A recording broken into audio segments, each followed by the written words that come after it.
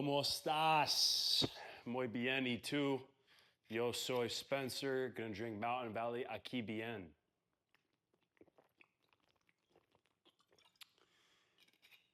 We're gonna be truthful, guys, just like we always are. And this video, again, the reason to talk about my history with antidepressants is to, and this is a big one, but to at the very least help one person from this video. And again, I don't know what the legal things are here, but I am not a doctor. I'm not saying any medical advice or anything like that. I am simply talking about my own story. We're going to make sure this is all good. Yes, yes. So, antidepressants, man. Goddamn. Where do we start? Well, I'm 30 now, and you saw from the thumbnail that my life essentially started now. And what I mean by that, you'll see in this video, but I'm actually able to feel things. Like, for example, I discovered God. That's gonna be a separate video, but I discovered God this year at 30 years old. And it's a blessing. And I will definitely share my testimony in another video and just to see if it resonates with you guys. But I wasn't able to feel God for 30 years. I wasn't able to. I knew it intellectually, guys, but I didn't know it viscerally within my heart structure. And that's where God is found. God is not found here. God is found with here. The kingdom of heaven is within you. Matthew.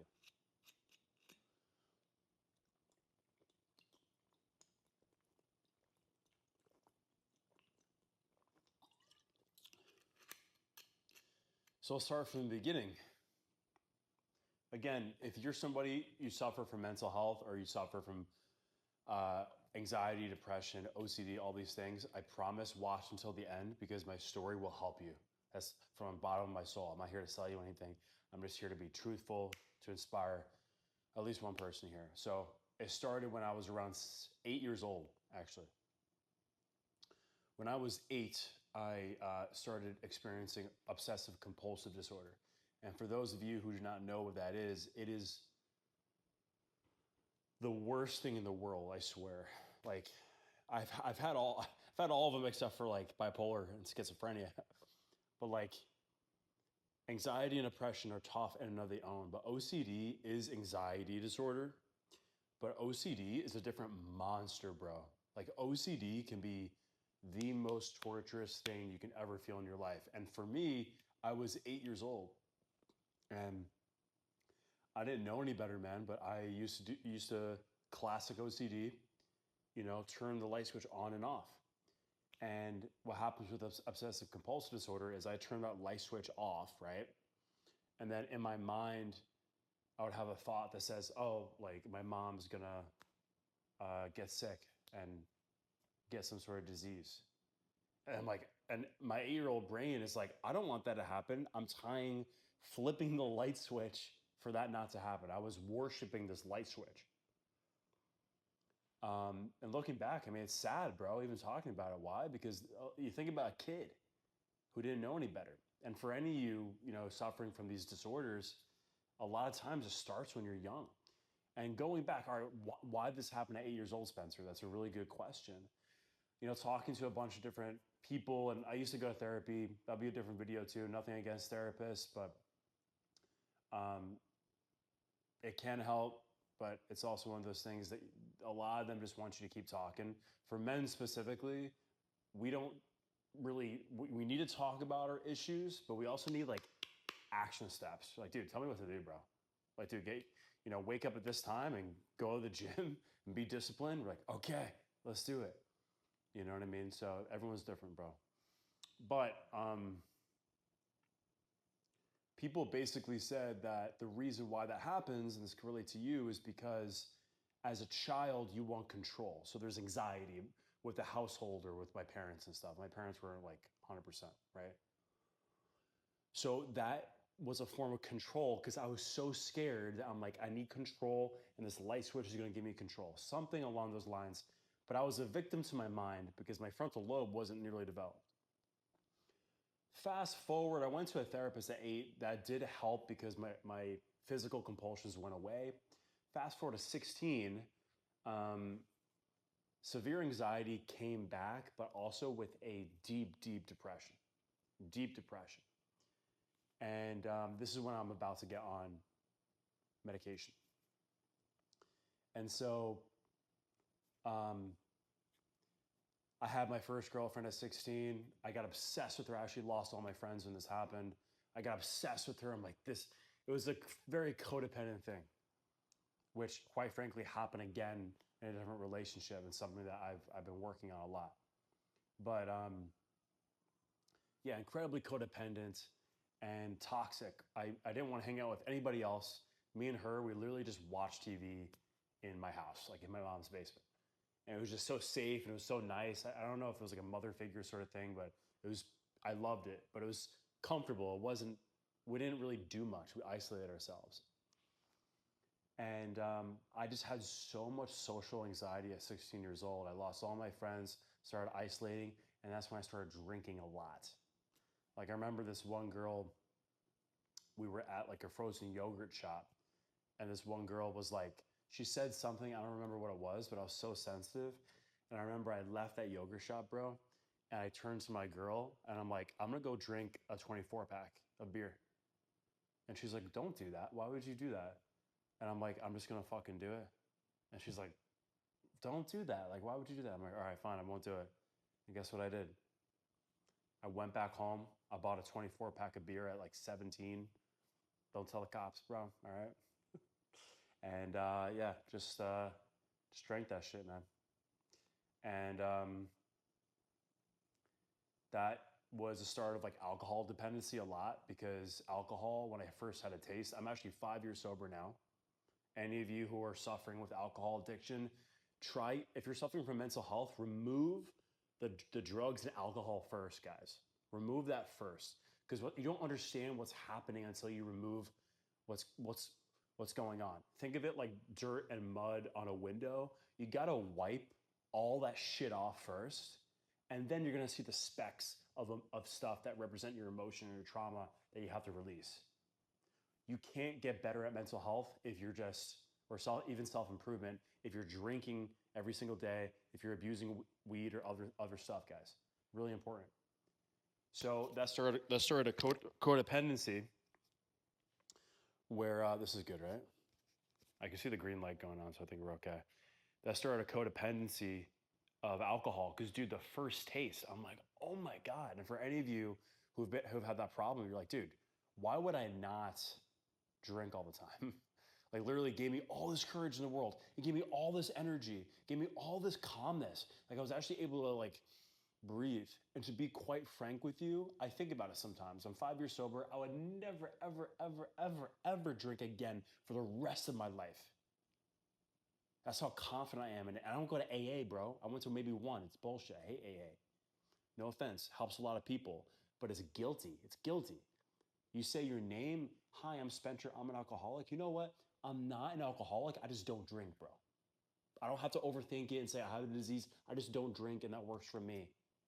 I don't have to identify or label myself as something wrong with me. I just don't drink. It doesn't work for me. I don't have to, you know what I mean? But again, it's helped a lot of people, but it's kind of like a guilty pleasure of mine. It's like talking about that. Maybe we'll create something different in the future. But I digress. Where was I? I think about it sometimes, guys. If you're sober too, you might think about an ex. Like you think about an ex-girl. It's like, that's the same with alcohol. I'm like, I remember that shit, but I would never go back. Why? Because I know where it took me, bro. It took me to like a really, really dark place where I wasn't able to operate, bro.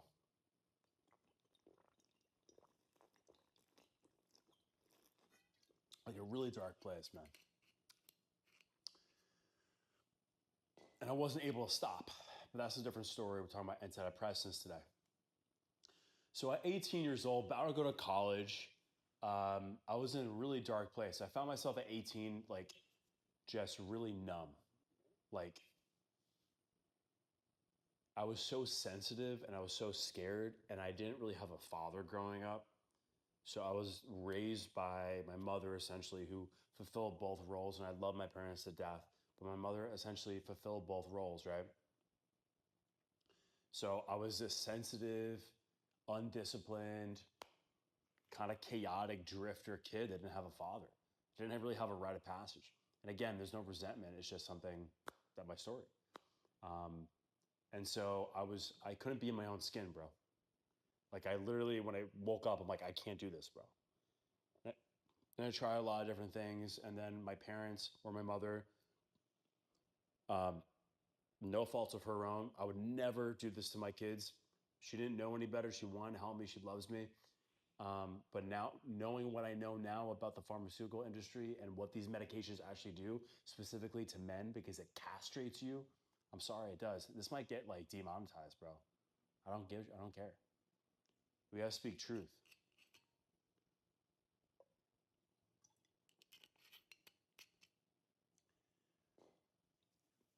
And so I got on, I think Lexapro, when I was 18 years old because I was freaking out, and I was right before college. And I went to college and just went crazy, bro. So it didn't really help. I went to University of Miami and like just started drinking and hooking up with all these different kinds of girls and like being really irresponsible, which I'll talk about in a different video. But long story short, they thought I was bipolar, but it was actually just like I was really excited to be in college. I just went crazy, like dopamine stuff. So they diagnosed I was never bipolar, bro. But they gave me like a bipolar medication called Lamictal, like all this stuff, guys. And so that started a whole cascade. We don't have to go year by year, but at 18, that's when I got on it. Tried all like virtually everything under the sun, guys, because I had like depression, anxiety, all these different things. And I'm actually going to tell you, those of you who are still watching, how I overcame the mental health issues. I wish I said this in the beginning, but I really truly like I still suffer from slight depression or low anxiety, no OCD at all, guys. And I'm gonna tell you exactly how I did it for any of you who are suffering with it. So should probably have love with that, but um, so yeah. So I tried everything under the sun, like Zoloft. I tried Zoloft, Lexapro. I got on Adderall, so that's a complete. That might be a completely different video because this is about SSRIs. Adderall was a crazy one too that I was on for years. I'll talk about different that. Like Wellbutrin, I was on Wellbutrin, like all this shit, guys. And I had no idea what it was doing to me, bro. No one, my mom didn't know. She just wanted to help. But all these medications, man, just fucking with my brain and all the, like the chemical imbalance when I just had so much trauma that I could have easily just released if society didn't just medicate people. Because I was such a sensitive kid. I remember at 4 years old, bro, when someone got, or not four, like maybe six or something, if somebody got bullied in front of me, it would break my heart, dude. Like I would literally be like, I'm like, are you okay? Like I could never bully anybody. That sensitivity, like the empath, any of you guys are empaths, that's your superpower, right? That's why I'm a coach now. I coach people because I care about people. But back then, bro, that was the superpower. But then when I was a teenager, that became a double-edged sword. When somebody rejected me, it destroyed my soul. I remember somebody called me ugly. It was before my glow up. Somebody called me ugly like when I was like 16. I went through an awkward phase. And I remember my heart like literally shattered, dude. Shattered in my chest like glass. And that started emanating from like a fear of rejection from women and like a validation seeking cycle, which I'm only just healing today at 30. So this takes time, but that's my point. Is from 18 to 29, I got off antidepressants, guys, 10 months ago. So it's still a healing process because when you're on it for 11 years, 12 years, it's going to take at least a year to start recalibrating. And even just now, I'm recalibrating and learning how to live without it at 30. So it's never too late, guys. right? You could be 40, 50, you know? Again, I'm not saying get off it. I'm not saying get off it. Do not, like, you need to talk to a doctor, all right? This is a really sensitive subject. I should probably put something in the description. Do not do anything. Do not change anything. Talk to your doctor. But I'm talking about my story, like I said. Really important because this is just what worked for me. But for me, I felt so numb for those 10 years, bro. And quite frankly, I didn't think I was gay, but I sure as hell wasn't as powerful as I could be. What do I mean by that? I wasn't able to make love the way that I could make love. I wasn't able to, um, have the vitality that I have now, if you know what I mean. Like there was kind of just like a softness. There's a softness, right? Of like, I know I like you and I want to make love to you, but like, and I do, but like not nearly like the energy that I'm able to. Because that's what these medications do, guys, for me. They castrated me. Again, I didn't think I was gay, but it cut me off from like my balls, man. I swear. I swear. It made me stuck in my head. It felt like a warm bath in my head.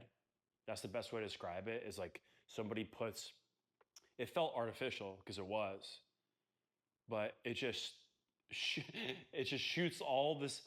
It's like, it's like, yeah, just like drowning the brain in warm water, thinking it's going to help the depression. And guys, I'm here to tell you, there is a chemical component of this, but from experience, it's that's a science. That's why science and religion, like religion, always wins. And when I say religion, I mean God, not like the church and all the, not what the Vatican and all that different stuff. I'm talking about Jesus Christ. Like Jesus Christ is the truth, which has a different video. But let's talk about Jesus and let's talk about like um, science. Like science is like, all right, so there's a chemical imbalance in your brain. That's a symptom of something else, guys. Why was there a chemical imbalance? Because my brain was trying to process some trauma, bro. You see that? Why does someone have ADHD? Because there's something that happens when you're a kid, bro. Like there's trauma. I forgot the actual thing, but like someone wrote a book on it. He was talking about Chris Williamson. Uh, Literally, the brain just freaks out, bro, and you have this issue. So I was just trying to process a lot of shame, guilt, fear, sadness that I had when I was a teenager. Because when I was a kid, I was the happiest kid, and then something happened. And so I was medicated. So long story short, I was never able to fully heal for 12 years. So I had an inkling, and if you have any questions, please put in the comments. This video could be really long, but I'm gonna wrap it up soon. So if you guys are still with me, you're the real ones, man. I'm gonna give you some gold at the end of this.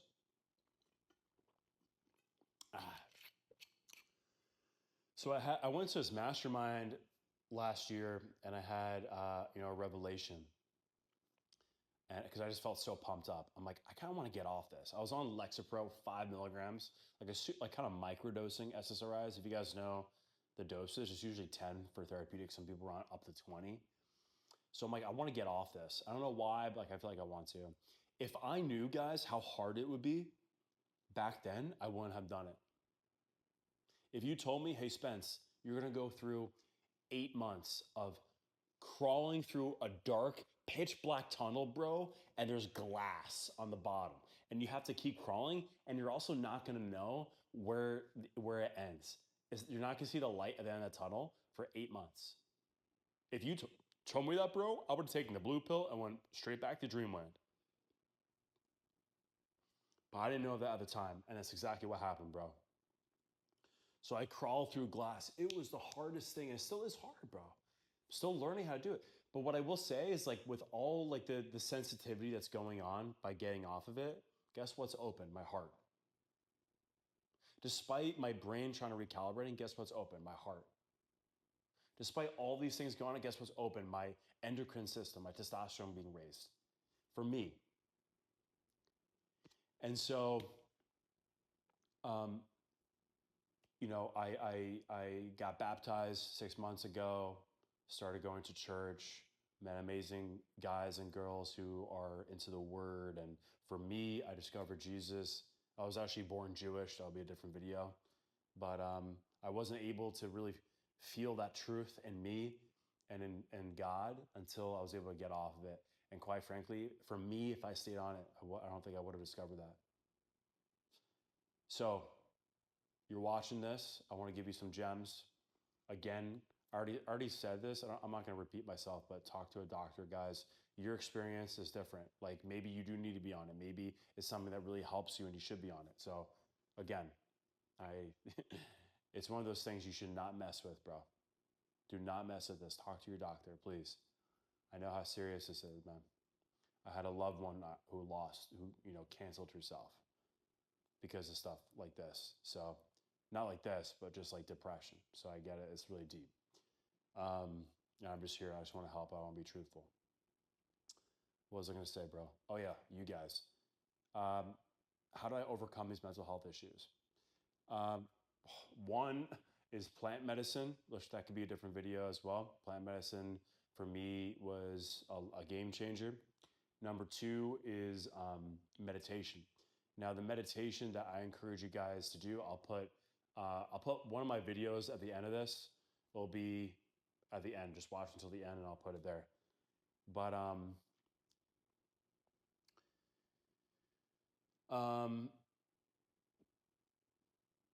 self-inquiry meditation helped me overcome OCD. So what self-inquiry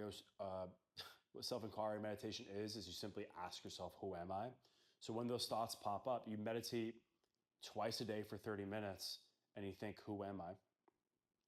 And I'll put one of my other gurus in the chat too, in the description. He really helped me. And eventually these thoughts don't bother you because you realize you're not the thoughts. But that takes time. It took me around a year to overcome OCD. And that was literally like an hour meditation every day without miss, bro. It changed my entire life. I remember that time. That was a really powerful time when I discovered meditation. Like I was blissed out all the time, bro. I was just, I was just present. So other aspects is don't isolate yourself. Surround yourself with really good people. Depression loves for you to be alone. Uh, seek help, seek support, talk to people. When you get stuck in your head, it can get really dark. You need to be around people who love you and care about you. If you don't have that, comment below or reach out to a hotline if you really need help. This isn't something to go out alone. Just know like you're needed and you're wanted here. Okay, you are an integral part of life. We need you. You have something. God has something for you. Okay, I really care about you. At the very least, you have me caring about you. Um, Exercise is huge, man. Started in 2020. I started an online fitness business. It grew to a decent amount. You can watch another video of mine about that. But exercise is huge. Weightlifting, eating healthy. Do all those things, guys, and you're going to be in a far better spot. If you're still suffering from what's going on, then what I believe myself is just trapped trauma going on that you need to release through breath work. I'm certified in Soma Breathworks. We do breath work in my community, meditation, going to seminars, or just feeling, going on a silent retreat and just feel what you need to feel. Bioenergetics is a great thing to do. Go ahead and search bioenergetics. You do certain movements. It's good for the men. Do certain movements and different things like that can help. But there's something going on that you need to address. Otherwise, there's going to be symptoms going on. I think depression is a symptom of unprocessed trauma. It's as simple as that. And anxiety is a distrust in God. That's what I truly believe. Like, like boiling both of those, that's it, man. And the chemical thing is a symptom of that. There is a chemical imbalance, but that's not that's such a scientific way of looking at it. It's a spiritual phenomenon. You are spiritual beings. You're far more than just a chemical. You're not a machine, bro. Like, dude, science is so stupid sometimes. I fucking swear, bro. Oh my God. All right, but that's going to be it. Be sure to subscribe if you watch this long. I love you. This is why I'm here, is to just be authentic, inspire you to be authentic, and I'll see you in the next one.